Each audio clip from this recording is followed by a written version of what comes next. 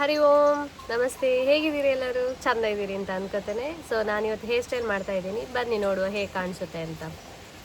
ಸ್ವಲ್ಪ ಡಿಸ್ಟರ್ಬೆನ್ಸ್ ಇದೆ ಆಯಿತಾ, ಸ್ವಲ್ಪ ಹೊಟ್ಟೆಗೆ ಹಾಕೊಳ್ಳಿ, ಪರವಾಗಿಲ್ಲ. ಸರಿ, ಬನ್ನಿ ನೋಡುವ. ಮತ್ತೆ ಕಮೆಂಟ್ ಮಾಡಿ ನನಗೆ ಹೇರ್ ಸ್ಟೈಲ್ ಹೇಗಾಯಿತು ಅಂತ. ನೀವು ಟ್ರೈ ಮಾಡಿ ಆಯಿತಾ, ಸುಮ್ಮನೆ ನೋಡಿ ಹಾಗೆ ಬಿಡಬೇಡಿ. ಒಂದು ಲೈಕ್ ಮತ್ತು ಶೇರ್ ಕಮೆಂಟ್ ಮಾಡಿ ಯಾವ ಥರ ಹೇರ್ ಸ್ಟೈಲ್ ಬೇಕು ಅಂತೇಳಿ. ಸೊ ಬನ್ನಿ ನೋಡುವ.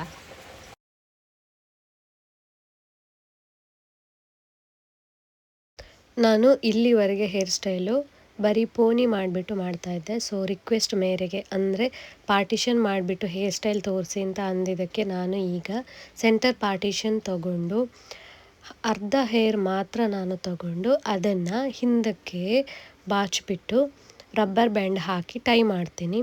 ಸೊ ನಿಮಗೆ ಇದರಲ್ಲಿ ಯಾವ ಥರ ಬೇಕೋ ಆ ಥರ ಮಾಡ್ಕೋಬೋದು. ನಾನು ಫಸ್ಟ್ ಸಿಂಪಲಾಗಿ ಇರಲಿ ಅಂತ ಅಂದ್ಬಿಟ್ಟು ಈ ಥರ ನಾವು ಅರ್ಜೆಂಟಿಗೆ ಯಾವಾಗಾದರೂ ಹೊರಡಬೇಕು ಅಂತಂದಾಗ ಈ ಥರ ಮಾಡಿಕೊಂಡ್ರೆ ಚೆನ್ನಾಗಿರುತ್ತೆ. ಆಮೇಲೆ ರಬ್ಬರ್ ಬ್ಯಾಂಡ್ ಹಾಕಿಬಿಟ್ಟು ಟೈ ಮಾಡಿ ಇವಾಗ ಉಳಿದಿರೋ ಕೂದಲನ್ನು ಹಿಂದಕ್ಕೆ ಹಾಕಿ, ಯಾಕಂದರೆ ರಬ್ಬರ್ ಬ್ಯಾಂಡ್ ಹಾಕೋವಾಗ ಬಿಟ್ಟಿರೋ ಕೂದಲಿದೆಯಲ್ಲ ಅದು ಸ್ವಲ್ಪ ಏನಂದರೆ ಸಿಕ್ಕಾಕೊಳ್ಳುತ್ತೆ, ಅದಕ್ಕೆ. ಸೊ ನೀವೇ ನೋಡ್ಬೋದು. ನೆಕ್ಸ್ಟ್ ಸೈಡಿಂದ ಸ್ವಲ್ಪ ಹೇರು, ಲೆಫ್ಟ್ ಮತ್ತು ರೈಟಿಂದ ಸ್ವಲ್ಪ ಹೇರ್ ತೊಗೋತೀನಿ. ಅದನ್ನು ನೀವು ಕರೆಕ್ಟಾಗಿ ತೊಗೋಬೇಕು.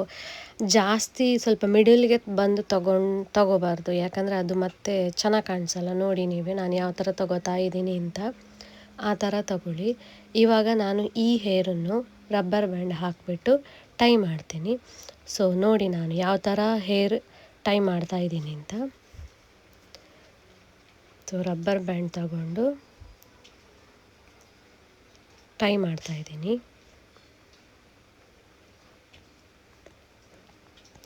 ಇವಾಗ ಇದನ್ನು ನಾನು ಟೈಟ್ ಮಾಡ್ಕೋತೀನಿ. ಟೈಟ್ ಮಾಡೋ ಮುಂಚೆ ಆ ಹೇರನ್ನು ಒಳಗಡೆಯಿಂದ ತಗೊಂಬಂದು ಈ ಥರ ಮಾಡಬೇಕು. ಸೊ ಇವಾಗ ಮಿಡಲ್ ಪಾರ್ಟಿಷನ್ ಅಂದರೆ ಎರಡೂ ಹಾಫ್ ಮಾಡಿ ಇವಾಗ ನೇಯ್ತೀನಿ.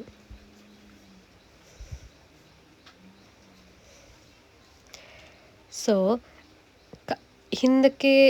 ಹಿಂದಗಡೆ ಕೂದಲು ಇಟ್ಕೊಂಡು ಯಾರಿಗೆ ನೇಯೋಕ್ಕೆ ಕಷ್ಟ ಆಗುತ್ತೆ ಅವರು ಮುಂದುಗಡೆ ಹಾಕ್ಕೊಂಡು ನೇಯ್ಕೋಬೋದು. ಸೊ ನಾನು ಒಂದು ಸೈಡು ಮುಂದುಗಡೆ ಹಾಕ್ಕೊಂಡು ಒಂದು ಸೈಡ್ ಹಿಂದುಗಡೆ ಹಾಕ್ಕೊಂಡು ನೇಯ್ತಾ ಇದ್ದೀನಿ. ಸೊ ಡಿಫ್ರೆನ್ಸ್ ನೀವೇ ನೋಡ್ಬೋದು ಯಾವ ಥರ ಇದೆ ಅಂತ. ಸೊ ಕೆಲವರಿಗೆ ಹಿಂದುಗಡೆ ಇಟ್ಕೊಂಡು ನೇಯ್ತೀನಿ ಅಂತಂದರೆ ಸ್ವಲ್ಪ ಕೈ ಸುಸ್ತಾಗುತ್ತೆ, ಅದಕ್ಕೋಸ್ಕರ ನಾನು ಈ ಥರ. ನೆಕ್ಸ್ಟು ಪುಲ್ ಮಾಡಿ, ಸ್ವಲ್ಪ ಲೂಸ್ ಮಾಡಿ, ಆಮೇಲೆ ನಾವೇನು ಸೆಕೆಂಡ್ ಟೈಮು ರಬ್ಬರ್ ಬ್ಯಾಂಡ್ ಹಾಕಿರ್ತೀವಿ ಆ ಕೂದಲಿನ ಒಳಗಡೆ ಇದನ್ನು ಹಾಕಬೇಕು.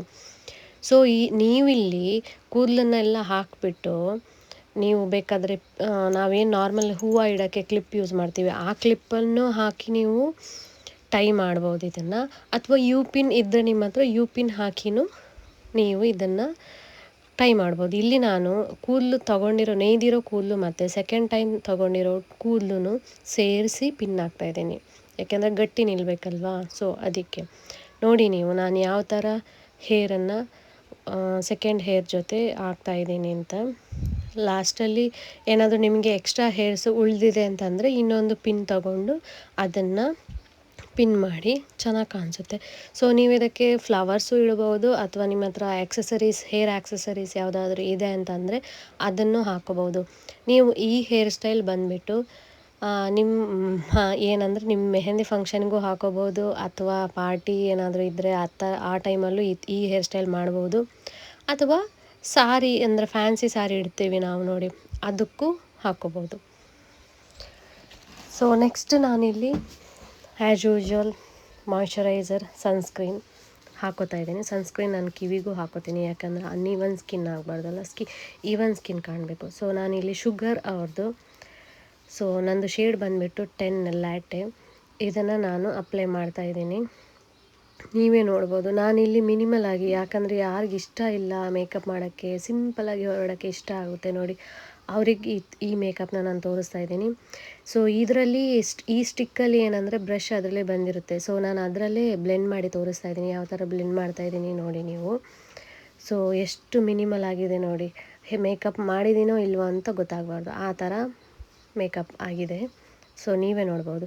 ಈ ಬ್ರಷ್ನ ಏನು ಗೊತ್ತಾ, ಕ್ಲೀನ್ ಮಾಡಬೇಕು ನೀವು. ನಿಮ್ಮದು ಶ್ಯಾಂಪು ಜೊತೆ ಕಂಡೀಷ್ನರ್ ಇರುತ್ತೆ ನೋಡಿ, ಅದರಲ್ಲಿ ಕ್ಲೀನ್ ಮಾಡಿ. ಸೊ ನೆಕ್ಸ್ಟ್ ನಾನು as usual compact powder use ಮಾಡ್ತೀನಿ ನೋಡಿ, ಅದು ಯೂಸ್ ಮಾಡ್ತಾಯಿದ್ದೀನಿ.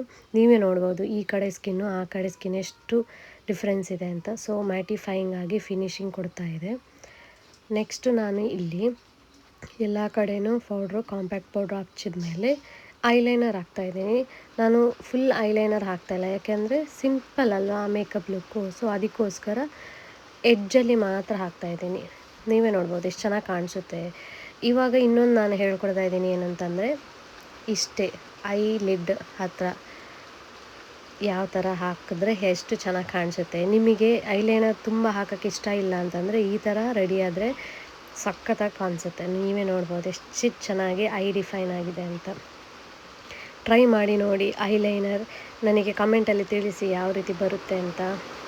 ಶೇರ್ ಮಾಡಿ ನಿಮ್ಮ ಒಪಿನಿಯನ್ನ ಪ್ಲೀಸ್. ಸೊ ನೋಡಿ, ನೀವೇ ನೋಡಿ ಎಷ್ಟು ಚೆನ್ನಾಗಿ ಕಾಣಿಸುತ್ತೆ ಅಂತ. ಸೊ ಇದು ನನ್ನ ಲುಕ್, ಫೈನಲ್ ಲುಕ್ಕು. ಇವಾಗ ನೋಡಿ, ನನಗೆ ಖುಷಿ ಆಗ್ತಿದೆ ಆ ಕಣ್ಣುಗಳನ್ನು ನೋಡಿದರೆ. So ready. ಎಸ್, ಈಗ ಮಸ್ಕಾರ ಹಾಕೋಣ. ಮಸ್ಕಾರ 2 ಕಣ್ಣಿಗೂ ಹಾಕ್ತಾಯಿದ್ದೀನಿ. ಸೊ ನನ್ನದು ಇದು ಫೇವ್ರೆಟ್ ಮಸ್ಕಾರ, ಮಾರ್ಸ್ ಅವ್ರದ್ದು.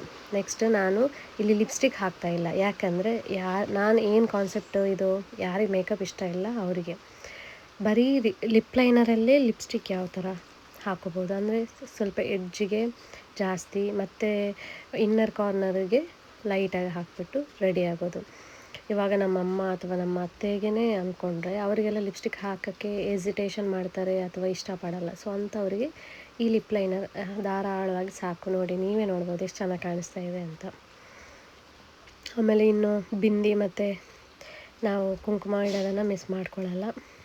ಸೊ ಇಯರಿಂಗ್ಸು ಸ್ವಲ್ಪ ಚೇಂಜ್ ಮಾಡೋಣ ಅಂತ ಅಂದ್ಬಿಟ್ಟು ಚೇಂಜ್ ಮಾಡ್ತಾಯಿದ್ದೀನಿ. ನನಗೆ ಸ್ವಲ್ಪ ಜುಮ್ಕಾ ಎಲ್ಲ ಇಷ್ಟ, ಸೊ ಆದ್ದರಿಂದ ಜುಮ್ಕಾ ಇಡ್ತಾಯಿದ್ದೀನಿ. ಸೊ ನೀವೇ ನೋಡ್ಬೋದು ಎಷ್ಟು ಚೆನ್ನಾಗಿ ರೆಡಿಯಾಗಿದ್ದೀನಿ ಅಂತ. ಸೊ ಈ ಸಿಂಪಲ್ ಲುಕ್ಕು ಎಷ್ಟು ಇಷ್ಟ ಆಯಿತು ಕಮೆಂಟಲ್ಲಿ ತಿಳಿಸಿ. ರೇಟಿಂಗ್ಸ್ ಮಾಡಿ 10 ಔಟ್ ಆಫ್ ಎಷ್ಟು ಕೊಡ್ತೀರಾ ಅಂತ ಹೇಳಿ. ಇಷ್ಟೊತ್ತು ನನ್ನ ಜೊತೆ ಇದ್ದಿದ್ದಕ್ಕೆ ಧನ್ಯವಾದ. ಬಾಯ್. Thank you.